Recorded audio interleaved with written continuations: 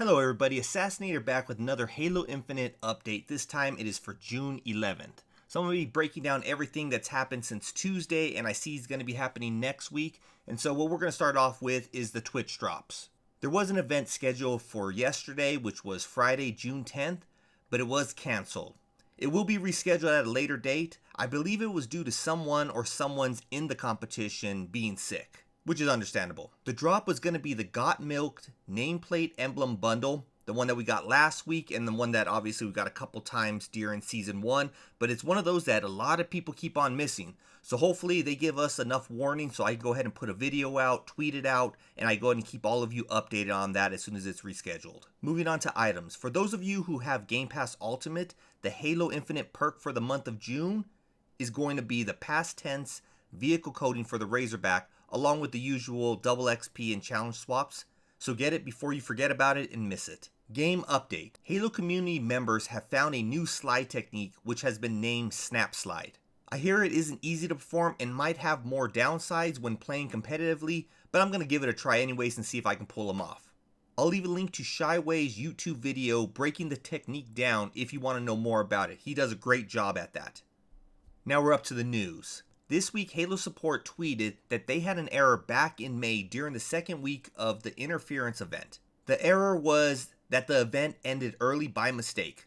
So what they're doing is granting everyone who played in the second week of the event all the items in that event pass, which is really cool of them. But on top of that, anyone who had completed at least one challenge during that week also received the weekly ultimate challenge item, which was the Battleship Haze coding for the AR. And all you have to do is check your inventory and you'll know if you didn't get it, then you probably didn't participate in that event. 343 also gave us an update on the progress of the online co-op campaign. They're planning the flight, which basically is their way of saying beta, to drop in July. So make sure you are registered and have updated your info of your Halo Insider profile if you want to participate in that during July.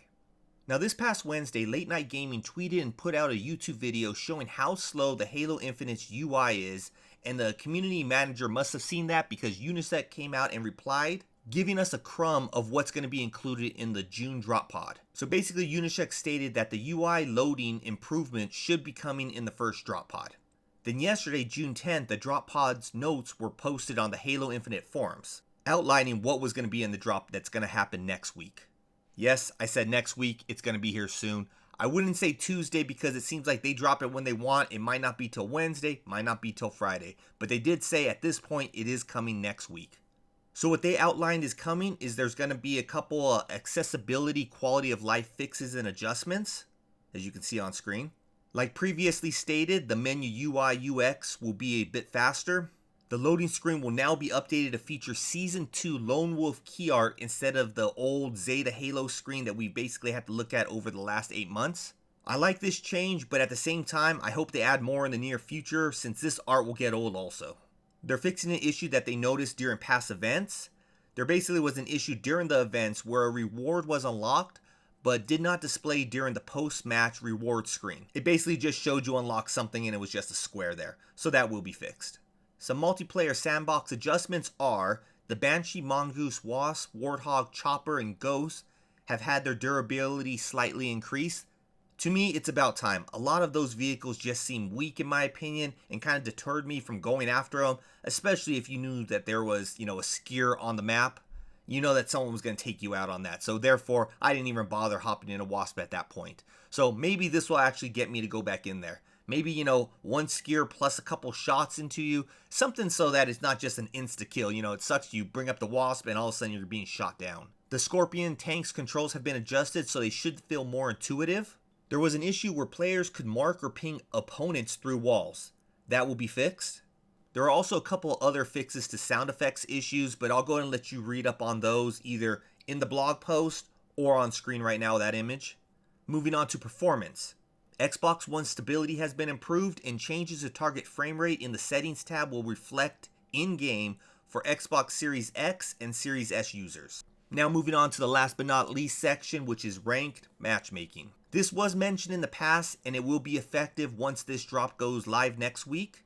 All new accounts will need to play 25 matches of social play before they can queue in ranked. This was put in place to deter cheaters from just cheating and then getting banned and then just coming in quick with another new account. This basically will make it where they have to go ahead and put some time in. And 25 matches is not a walk in the park. It does take time, quite a few hours, and it might deter some of those cheaters. It's not going to deter all, but some of those cheaters won't want to return just for that fact. Then we have some adjustments to the CSR rank system. The CSR rank system will do a lot better job putting players with like ranked players going forward.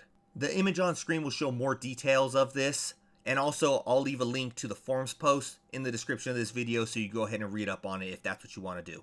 So that's it for this week. I am now off to Los Angeles to attend the FanFest Xbox Bethesda Showcase tomorrow.